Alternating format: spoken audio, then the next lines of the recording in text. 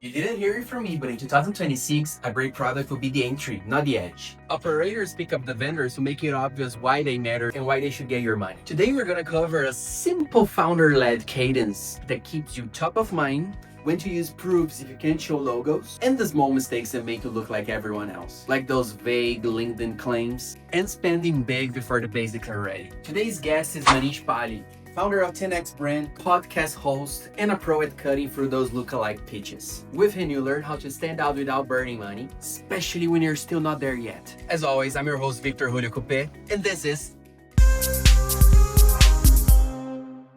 Manesh. Most providers, they essentially sell the same card product, not even in this industry, but all of the other ones that we're talking about. The question here is, how can they stand out in such a crowded market? What separates the providers who get on operators' radars from those who don't, even with great products? Yeah, this is a very important question, especially when we talk about like B2B, iGaming, and the provider space, because essentially most of the products out there do have a similar core offering, which is the platform, which They is do. connected Yeah. to a lot of aggregators, and then there are those connected to a lot of game providers. So, I mean, it's almost always the same. You know, that is why I think having a great product in 2025 is just a beginning, right? So we have all these AI tools now. I even saw a lot of AI slot development companies, AI, disrupting the iGaming industry as well. True. So the thing here is it's easy to make a product in 2025. And Super. we have Lovable, we have other tools as well that are coming up, which are making the engineering very easy. So it's easy to start a product, it's easy to build a product, it's easy to also build a great product. So having a great product is just kind of like the entry to the game, let's say. But the main thing to win the game is through brand. This is something that Martin said in one of my podcasts, and I really like the way he said it because, you know, the product, anyone can do it right now. Having a great product is necessary. But then once you want to stand out from the provider space, from where we are, it is really, really important to kind of define who you are and why you matter in the space because there's 100 other platforms, right? So I can go to any platform.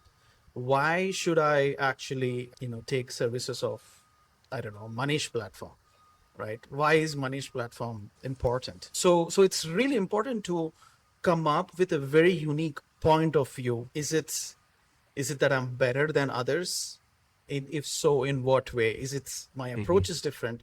Is it my service is different? Is it my pricing is low? Whatever it is, that we need to figure out a very unique positioning in terms of how we show up in the market. So I think that is really important. And the way to do it is to go back to the reason for starting a company. You know, there's already 100 providers. Why are you starting a new company? Did you see any need? Did you Any see gaps? any gap, or were you frustrated as an operator before with the existing platforms? What was the underlying reason why you started the company? That's where I usually start when I work with any new brands, any new companies that want to build a brand. The first thing I ask is the why. Why did the founders start the company? And what is the usual answer to that? I mean, it really depends from company to company and the founder to founder. Different companies have different motives, but my job is to craft that. My job is to extract that from the founders.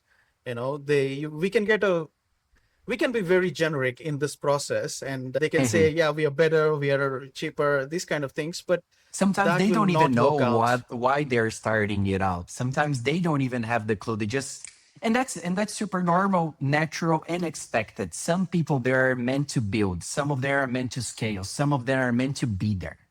And that's more than okay. Not everybody needs to be entrepreneur in 2020. You are talking 2025. We are closer to 26. And so much is still has yet to happen and change and improvise and improve. One of the last episodes we made live was the one with John Wright, where he says that we should own our audience. We should own them to make sure that the brand grows, especially within iGaming, especially within one specific type of social media. In John's cases, it was newsletter. Do you also agree and share the same findings and exercises towards building that brand newsletter in you with your own podcast yourself? Is this also a part of what you believe in brand building? Yeah, definitely. Because the truth is, since there are many providers offering the same thing, if I don't build my brand consistently on LinkedIn, on other channels where the target audience are, someone else who is offering similar service, who is doing it, will win more business. Yeah, So it's as simple as that. Because if I am appearing every day in your feed, and when you want to do B2B marketing, when you want to have a fractional CMO, I will be top of your mind because I've been constantly building the brand. And then, when there is a service that you need, I'll come to your mind. I might not be the best, but I was really good at promoting myself. So you will remember me and you will kind of think about me when you have a service. So the whole point of brand building is to do this process, because having a great product is fine, but if no one knows about it, then you will not have the business. that is And true. the thing is, in B2B, there is a over reliance with word of mouth.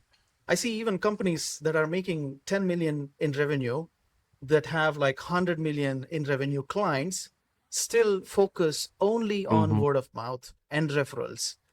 They don't want to build a brand. They don't want to talk about their company on LinkedIn.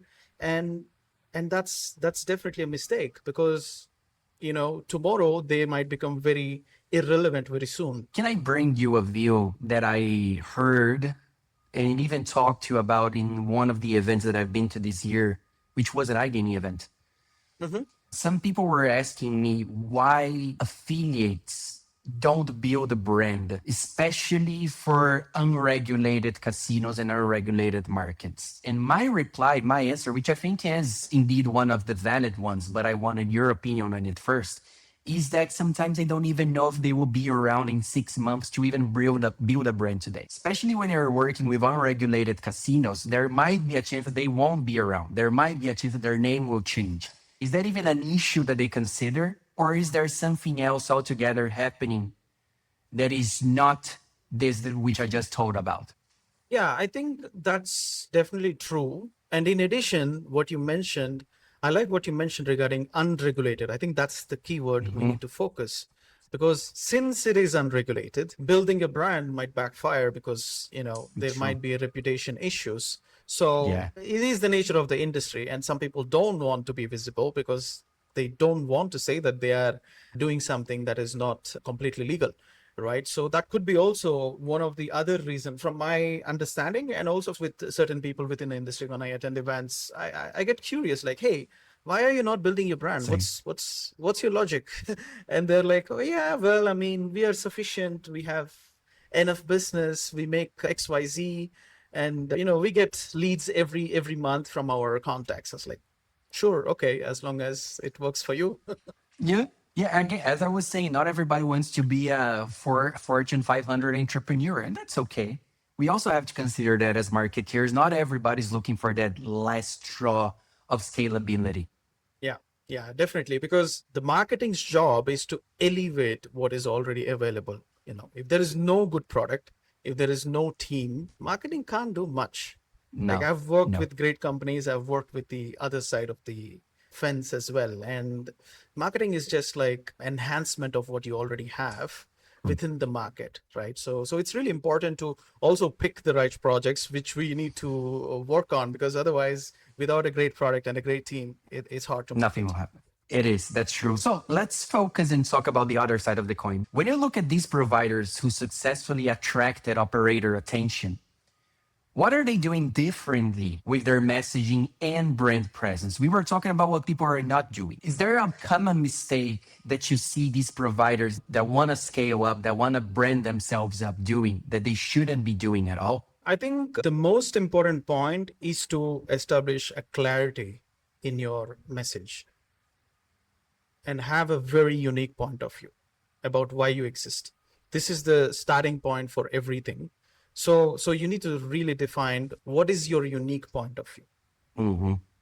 And once that is defined, you have to consistently promote it, market it across all. If there is no clarity in the messaging, then whatever we say feels very scattered and whatever we say feels very random. So that is why it is really important to work on the foundation of the message.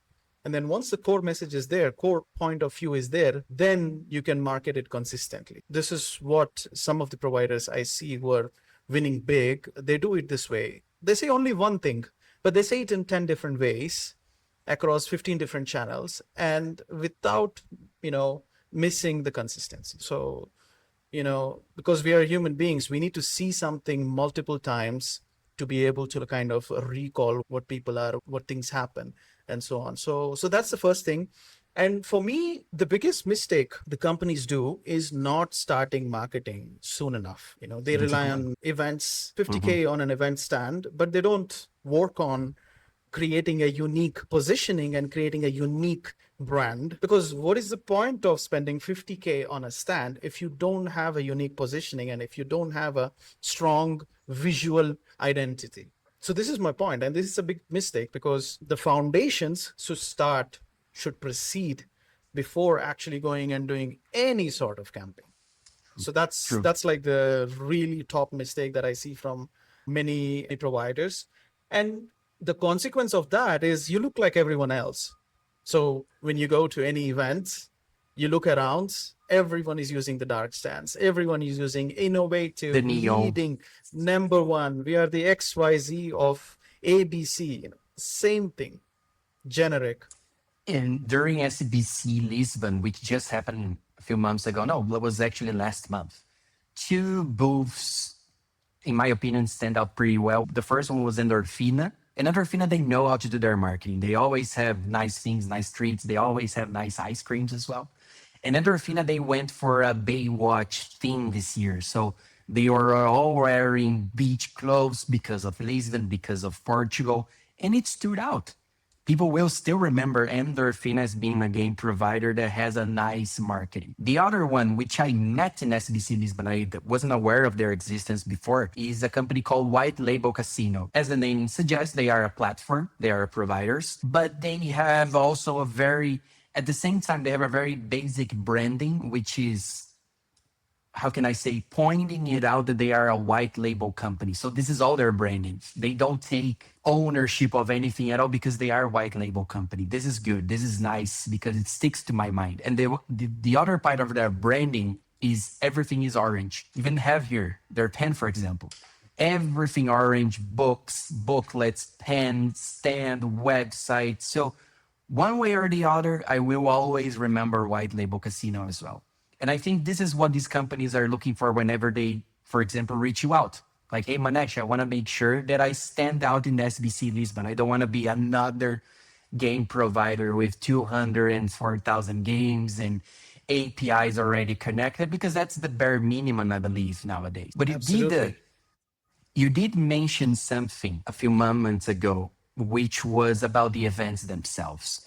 As we all know, trade shows are still huge in this market. I went to, I think it was 5 events this year. There's going to be 10 more next year and 20 more on the other year round. They are expensive and the results can be hard to measure. How should these providers think about these events as a part of their bigger brand strategy? And should they think of it as something, as I said, bigger rather than just a standalone lead gen tactic? Should they always keep on coming to events? Should they always strive for bigger events or bigger booths? Or is there a space in between where they don't need to spend 50K, but they also shouldn't not do anything? That's a very important question. The problem with the B2B iGaming industry is companies try to appear bigger than they are. They try to compete with, big providers who are 10, 20 years in the market. They try to have similar stands. They try to, hire people and show that they are bigger than who they are. True. And Take the whole team. and then the problem here is if the service or the product cannot catch up with the level of perception they are creating with these events and the investment, it's going to be really bad for the business. And we have seen a lot of providers who have went out of business because of this as well. So it's really, really important to be mindful about your spend on events. The first thing is you have to work on your brand foundations, which is the visual side and which is also the messaging side. Once this foundation is ready, only then go to the events. And then the other thing I Right. would also say is have clients who are using your product or service them well, get reviews, get testimonials, prove that your service or product is working well. Then you can go and show yourselves in the events. Because if you don't have a working product or a service, just going in events trying to get leads would be really difficult thing, because everyone would Mm-hmm. ask, who do you work with?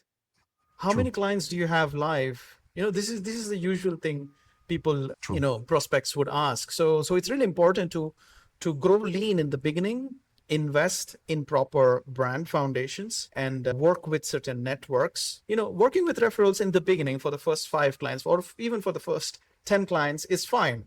That's the way usually B2B business works. But then once you have hit that number, 10 clients live, getting you revenue, then that is when you need to start working on your brand. That is when you need to start working on your event presence. But it's also very important to not overdo yourself, right? You don't Mm-hmm. need to appear like you're as big as Evolution if you're not, right? Because that will create the mismatch later on down the line. And this is what I see with a lot of companies in iGaming. And when it comes to the events plan itself, so these are all the foundations and bare minimum, right? But once we have these things and once we are clear, every event is a campaign in itself. So there has to be certain things that we need to do before the event. There has to be certain things that we need to do during the event and after the event. So every event is a campaign where we can do 20 LinkedIn posts, for example, Mm-hmm. right? If we have 5 team members, everyone should talk about it, that they are going and they are looking forward to meeting, not the general ones that everyone do, but some new angle in terms of like promoting themselves. So there are a set of things that we need to do before the event. If not, just showing up at a stand and expecting that leads will fall into our lap is going to be a You're gonna get misconception. frustrated. Exactly, yeah. So you got to build the brand on LinkedIn. You got to hire people who has certain network, who are building their brand on LinkedIn as well. So you will get into the circles, you will get top of mind within the industry, then have some clients, then service them well, then go for events, and then be modest. That's, you see, the being modest. Three things that I want to add to what you were saying. The be modest is perfect. Being humble, especially in events. I've been to several. I've met so many friends over there, and every single time, I always try my best to be open, to listen instead of talking too much, to compliment whenever I see a nice stand. Nearly give real life compliments, not just salesy ones. Like, hey, I love your hair. Why don't you buy from my gaming slots machine? No, we don't want to be doing that. We don't want to be doing that. And this brings to the second thing that I wanted to add, which is us in the SEO space talk a lot about authority, which is now what Google wants within the articles, within EEAT.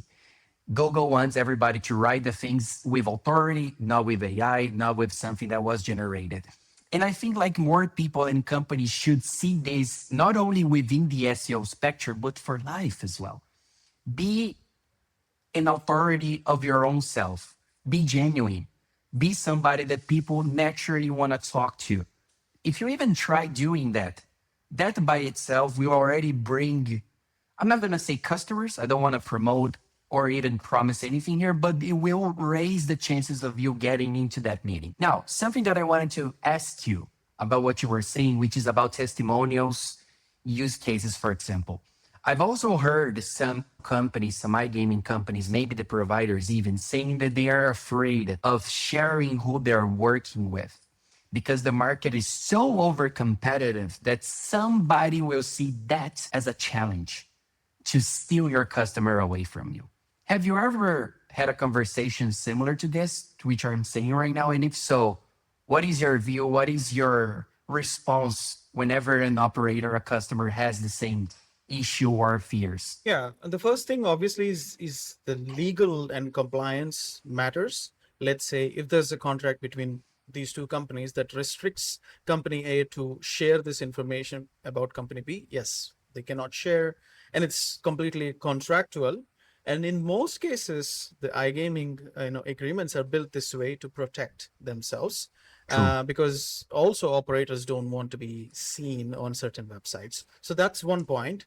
But Yeah. when we talk about the other side of the things, if I'm a provider and if I am thinking, if I share my clients on the website, my competitors will steal, it means that I am not competitive enough. It means that my product or service is not competitive enough in the market. So the best product, the best service ultimately wins.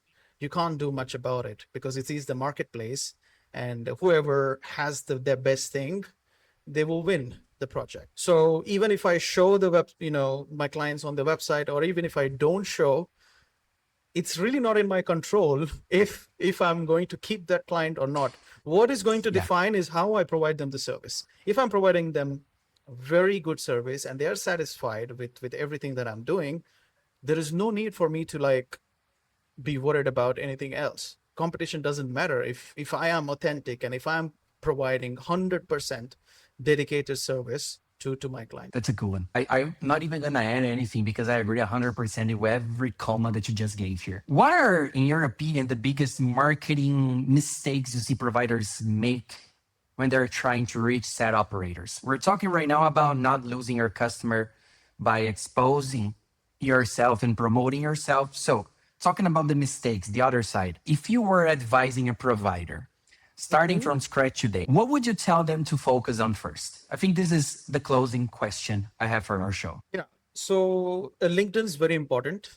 I would, once the brand foundations are done, I'm repeating this because it's very important. That's the first It's thing that anyone important. should focus on. It's very important. So once that is done, they need to start talking about why they built this brand on LinkedIn. So the founder or the Nice. CEO or other C-level executives, they need to share their point of view, why they started the XYZ company and why it matters in the marketplace. So those raw thoughts, sharing those consistently over and over again on LinkedIn is very important. And it doesn't cost you anything. Of course, it takes time and effort. Mhm. Yes, we all know that. That's where the low-hanging fruit is. That's where I would always want them to focus on LinkedIn, because that's where the target audience are, and it doesn't cost you to post anything. What would go on Monday to Friday on LinkedIn if you were giving the shots and say, hey, founder, on Monday, I want you to do this. On Tuesday, I want you to do this. Is there such a plan? I know, of course, it is always going to be a case by case scenario, but fear not, just thinking very generalistic here. What would you suggest these companies to Yeah. try and mimic from Monday to Friday? Yeah, so this is a very important question because it has two sides of it. One way we think that we want to be free flow and we want to do things as they come along. And the other way is it's very hard to do that because if we want to do it free flow, it's very hard to keep the consistency. So in the beginning, we need a True. structure. We need the structure. We need a kind of a framework. Once we have a structure and a framework, once we do it for a couple of months, then maybe you can do the free flow, then maybe you can improvise, you can do whatever, these kind of things. But if we look at a simple structure, because we have to make it simple, otherwise it's going to be very difficult, right? So let's consider in a week, I would suggest at least to post 3 to 4 times at a minimum when we are starting out, Okay. because that will get us Okay. into the understanding of what we can post, what we can talk about, these kind of things. And obviously we also need to keep in mind of the best performing days. There are some days, there are some times, and these kind of things. There's a lot of science behind it, there's no end to Mm-hmm. it. But we can keep a simple structure, post something motivating on Monday, then go into a little bit of talking about your customers' pain points on Tuesday. And then you can do a deep dive research or a PDF proposal on Wednesday. Then on Thursday, you can post something from your, brand account too, because we don't want to completely leave out brand account. We don't want to completely True. detach ourselves from the brand, even though the reach is like less than 2 to 3%, subject to correction, but it's very low at the moment. But we still should consider that I'm part of XYZ company, right? So Thursday I would recommend doing a post from your company account that breaks down, let's say your target market's pain points, because right now the marketing is in a very difficult spot. Like after AI, after ChatGPT and all the tools, the problem with marketing is that Right. everyone is sounding the same thing. And Yeah. so and so a lot of what we know is already available out there on the market. The way we can differentiate ourselves is to talk about the pain points and the solution that you have specific to those pain points. Because this completely depends on your interpretation of the problems and how you are providing a solution. And there is multiple number of combinations and permutations to how you can do this, because it's your perspective and your experience and your connections that come into the picture.